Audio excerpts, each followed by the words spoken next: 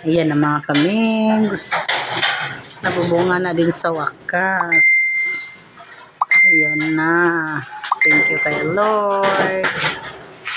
Ayan na mga kamigs. Oh. Yun na lang. 12:20 na. Yan na lang ulit mga kamigs. Thank you talaga. Tagal ko na din yung pinakabubungan kasi lang walang budget. Kaya ngayon lang. Ngayon lang talaga. Makapaggatong na kami kahit ulan. Mga kamigs. Yusin talaga. Sa biyaya ni Lord, na providing. Naglilinis kami pagkatapos.